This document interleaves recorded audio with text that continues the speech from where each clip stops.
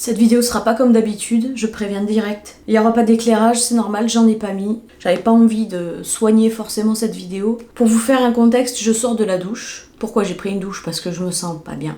Je suis seule à la maison et je réfléchis beaucoup. Cette vidéo, je sais qu'elle va servir à rien sur ma chaîne, elle ressemble en rien à ce que je vous propose. Je me sens pas bien, j'ai de plus en plus peur et j'ai juste envie de le dire en fait. J'ai juste envie de le dire pour pas avoir à parler toute seule dans ma maison, pour pas avoir à prendre la tête à une seule personne. Et j'ai pas envie qu'on me mette ça sur le dos de « t'es enceinte, c'est les hormones ». Que dalle, que dalle. Et si vous trouvez encore à dire, après ce que je vais vous dire justement maintenant, que c'est les hormones qui me rendent dans cet état-là, c'est que vraiment vous n'avez rien compris. Donc c'est simple, ça fait des années que j'ai pas fait de crise d'angoisse. Des années. J'ai même écrit un livre, le comble, j'ai même écrit un livre à ce sujet pour vous dire comment est-ce que j'ai pu m'en sortir. Sauf que moi, ce qui me causait les angoisses à l'époque, c'est pas ce qui me cause des angoisses aujourd'hui. Ce qui me cause des angoisses aujourd'hui, c'est quelque chose sur lequel je n'ai pas le contrôle, je n'ai pas la main, et je ne l'aurai même jamais. Et en fait, ce que j'ai, c'est que j'ai le vertige de vivre. J'ai le vertige de vivre dans ce monde. J'arrive pas à m'adapter. Le changement, il est trop rapide. Je trouve qu'on évolue, si on peut encore appeler ça de l'évolution, mais je trouve que tout évolue trop vite, tout va trop vite. On n'a pas le temps de s'y faire en fait. Ça creuse des chocs de génération qui sont encore plus importants qu'à l'époque, j'en suis certaine. J'ai 30 ans, je ne reconnais plus rien. Je ne reconnais plus rien, je ne reconnais plus les mentalités, je ne reconnais plus les valeurs, je ne reconnais même plus ma ville qui est en train de faire une expansion tellement énorme et tellement rapide. Ça n'a plus l'image de mes souvenirs, plus rien n'a l'image de mes souvenirs. En fait, je me sens comme un voyageur dans le temps, vous voyez, comme quelqu'un du passé qu'on aurait ramené au futur. Voilà, complètement perdu, complètement désespéré, complètement malheureux. On se rend pas compte, mais bon, moi c'est sûr que je contribue à ça, vu que je travaille aussi sur les réseaux sociaux, évidemment. Mais je pense pas faire partie, en tout cas, des gens qui abrutisent réellement les jeunes d'aujourd'hui. En 12 ans, ça fait à peu près 12 ans, bon, évidemment ça existe depuis plus longtemps que ça, mais ça fait vraiment 12 ans que les réseaux sociaux vraiment commencent à gagner une crédibilité et avoir une grosse influence. Ils ont carrément dominé le monde, ils ont changé les rapports entre êtres humains. Les enfants d'aujourd'hui, qu'est-ce que tu veux leur dire ? Tu veux faire le parent exemplaire, tu veux faire le parent responsable en lui disant non, pas d'écran ou pas trop d'écran. Mais jusqu'à quand en fait ? Ton enfant, le problème, c'est que si tu veux le protéger comme ça des autres, où l'immense majorité va tremper, baigner là-dedans parce que les parents auront décidé de s'adapter plus vite que toi, eh ben ton enfant, tu vas en faire un paria. Tu vas en faire un paria, quelqu'un dont on va se moquer, quelqu'un qu'on va considérer comme un extraterrestre. Et comme c'est pas ce que tu veux pour ton enfant, forcément, tu vas être obligé de courber les chines, malgré tes valeurs, malgré toi. C'est une soumission, en fait, c'est une soumission totale. On voit aussi qu'il n'y a plus le goût de l'effort qui existe, il n'y a plus cette notion de mérite. Aujourd'hui, ceux qui réussissent ne sont pas forcément ceux qui le méritent. Et ceux qui le méritent, ceux qui ont cravaché pour, ceux qui se lèvent tous les jours, très tôt le matin, qui rentrent très tard le soir, qui ont des métiers usants et éreintants, eh bien eux ne sont pas récompensés pour leurs efforts. Est-ce que c'est normal ? Moi je ne trouve pas que ce soit normal. Je ne le trouve pas. Avant on avait une valeur quand on était loyal envers quelqu'un, quand on savait garder un secret, quand on savait être une personne de parole. Est-ce qu'aujourd'hui vous pensez que ça existe encore ? Quelqu'un qui vous dit « Vas-y, tu peux me dire, moi je répéterai pas ». Est-ce que vous pensez vraiment qu'aujourd'hui ça existe encore, les gens comme ça ? Moi je fais le calcul dans ma tête. Je fais la moyenne de tout ce que j'ai vu dans ma vie et je peux vous garantir que ça n'existe pas. Quelqu'un qui te dira « Tu peux me faire confiance, je ne répéterai pas », vous pouvez être sûr à plus de 90% que oui, il va répéter. Et que oui, tu passeras pour un con. Et que non, tu ne peux avoir confiance en personne. On est dans une génération aussi où il faut faire attention à son langage. Il faut surveiller absolument tout ce qu'on dit. Il faut s'auto-censurer en permanence parce que tu peux toujours avoir un groupuscule qui va te tomber sur le coin de la gueule et te pointer du doigt devant tout le monde sur la place publique, te lyncher publiquement pour un mot que t'aurais pas dit comme il faut, comme un mot que t'aurais pas dit comme il l'attendait. Je trouve pas que ce soit normal que d'avoir peur de parler. Vous vous rendez quand même compte ? On ne peut plus parler. Tout le monde se filme, tout le monde va s'enregistrer en douce, tout le monde a des preuves sur tout le monde. C'est quoi ça ? C'est quoi cette dictature en fait ? Mais qui peut accepter de vivre une vie pareille? Mais vous le sentez pas que c'est oppressant? Vous le sentez pas que c'est en train de nous étrangler? Je sais que vous le savez. Vous devez l'expérimenter au quotidien. Quand vous voulez faire une plaisanterie, je suis sûre que vous tournez votre langue 7 fois dans votre bouche avant de pouvoir la dire, en vérifiant bien là-dedans si ça va pas être incorrect. Ce putain d'internet à être trop libre, trop accessible à tous, a créé des groupuscules par-ci par-là qui ont complètement fractionné en fait la population sur la Terre. On a tous été fractionnés parce que il y a les pros-ceci, les pros-cela, les anti-ceci, les anti-cela, thématiques diverses et variées, et on trouve toujours d'un groupuscule à un autre une bonne raison de venir se reprocher quelque chose. Est-ce que c'est une façon de vivre? Est-ce que c'est une cohésion, ça? Non, ça rime à rien. Mais encore une fois, on est dedans, on est perdu là-dedans. Ça ne changera pas. C'est pas parce que je vais venir aujourd'hui faire cette vidéo que les choses vont changer. C'est pas vrai. Ce qui me dégoûte aussi, c'est que la langue se perd. La formule de politesse, les façons de parler. Aujourd'hui, quand vous dites « Comment allez-vous ?», limite, on te rit au nez. On te rit au nez. « Oh, comment allez-vous ?» Mais quoi? Je m'exprime normalement, en fait. À la base. Et ça m'énerve de perdre tout ça. Pourquoi est-ce qu'on devrait tirer une croix aussi radicalement sur tout un contexte, sur toute une valeur, sur toute une éducation? Pourquoi est-ce qu'on est en train de disparaître comme ça? Je comprends pas. Autre chose que j'ai vraiment ras-le-bol, c'est d'entendre parler de liberté d'expression. Donc là, je vais pas me faire des copains et j'en ai rien à foutre en fait, que je me fasse aucun copain. Moi, je trouve que la liberté d'expression, vu que elle est encore mise en place, c'est que j'ai encore le droit de le dire face à ma caméra. Pour moi, c'est une énorme bêtise. Au même titre qu'on ne peut pas rire de n'importe quoi, on ne peut pas non plus avoir le droit de dire n'importe quoi, sous couvert de liberté d'expression, parce que c'est de la connerie. Vous croyez vraiment, vous vous sentez vraiment libre parce que vous pouvez dire ce que vous voulez? Eh ben moi non, perso, non. Je ne me sens pas libre parce que autocensure, parce que je peux pas sortir toute seule dans la rue le soir, parce que je peux pas forcément envoyer mes enfants dans la rue pour aller jouer, ne serait-ce même qu'en bas ou quoi que ce soit.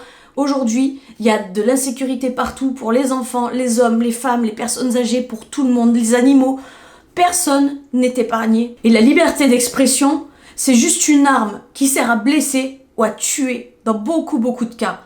Parce que arrêtons de croire que la majorité des gens sont bienveillants, voilà, ils veulent partager leur expérience, leurs conseils. Il y en a. Mais vous voyez bien que même dans de la bienveillance, vous allez toujours retrouver du commentaire de haine, vous allez toujours retrouver du reproche, des petits coups d'aiguille comme ça, par-ci par-là, qui nous font mal, qui nous pincent. Et là où je déprime beaucoup, parce que quand je suis seule, mais bon, pas que quand je suis seule, mais particulièrement quand je suis seule, je carbure, je réfléchis trop loin. J'ai l'impression en fait d'être coincée dans un monde que je ne peux pas fuir. D'une façon ou d'une autre, je ne peux pas fuir. Personnellement, je peux pas fuir parce que même si je me reconnais plus dans ce pays, je peux pas le fuir pour le moment en tout cas, parce que j'ai encore une grand-mère qui a besoin de moi, avec qui je suis proche, qui est vieille. Il peut arriver n'importe quoi, n'importe quand, je suis obligée, quoi qu'il en soit, d'attendre. Donc c'est compliqué. Et puis pour aller où? Je dis fuir, c'est bien rigolo fuir, mais pour aller sur Mars, pour aller où? La plupart du monde est corrompu, la plupart du monde, quel que soit le pays, tu seras dans un endroit où il y aura des personnes qui viendront un peu imposer leurs lois, leurs idéaux, te feront passer pour une mauvaise personne parce que toi tu es un peu trop vieux jeu. Ah bah oui, tu penses comme il y a 10 ans en arrière, s'il te plaît, t'es extrêmement vieux jeu. Franchement, si ça pouvait exister, j'aimerais vivre dans une France qui a 30 ou 40 ans en arrière. Vraiment. Il y avait peut-être des difficultés, mais je préfère largement les difficultés de l'époque que celles d'aujourd'hui en fait. On a l'impression qu'on est heureux, mais c'est qu'une impression, c'est tout ce qu'on essaye de nous faire voir, tout ce qu'on essaye de nous foutre dans la tête. Quant à la violence, n'en parlons même pas, elle se fait de plus en plus grande, de plus en plus importante. Je vois trop de choses ces derniers temps qui me sidèrent, vraiment qui me mettent très en colère. Et j'avais pas envie d'en parler parce que de toute façon j'en parlerai pas, je vais être très évasive, mais vous savez le drame qui s'est produit il y a très peu de jours avec une petite fille de 12 ans, pas besoin de la citer. En fait j'étais juste indignée devant ça. J'ai juste été indignée, j'étais en train de vous dire.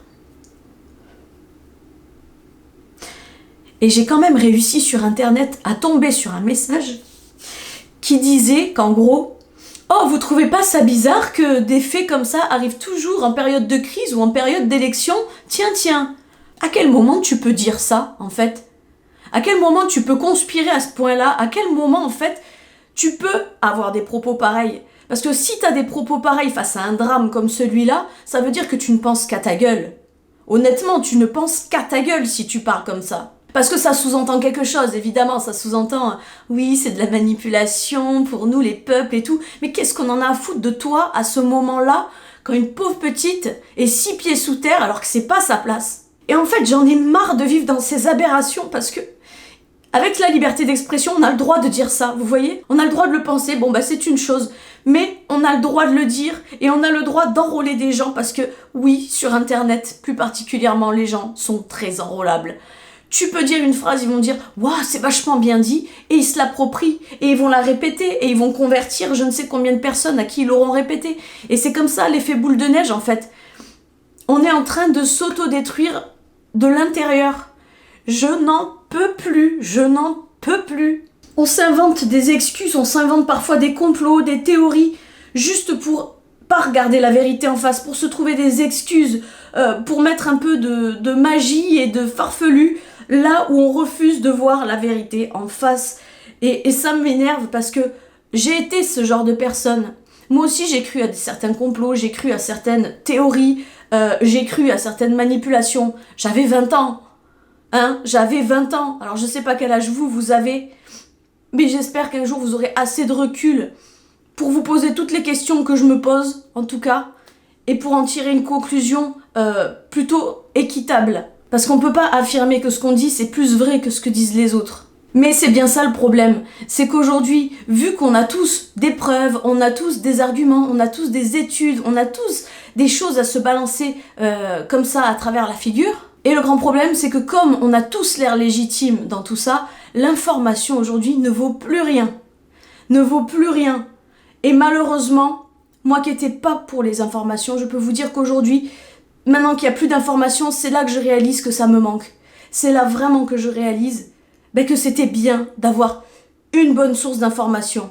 Moi, la complexité de ce monde aujourd'hui, je n'en peux plus. Ceux qui me suivent, qui me connaissent, savent que je suis actuellement mère de 2 enfants et que j'ai le 3e dans le ventre, encore bien au chaud, encore bien préservé de tout ça. Mais je n'arrive plus à être sereine de continuer à prêter mes enfants à la rue, à prêter mes enfants aux écoles, à prêter mes enfants dans des structures, des centres de loisirs. En fait, je commence à devenir affolée parce que je sais que l'extérieur est devenu dangereux.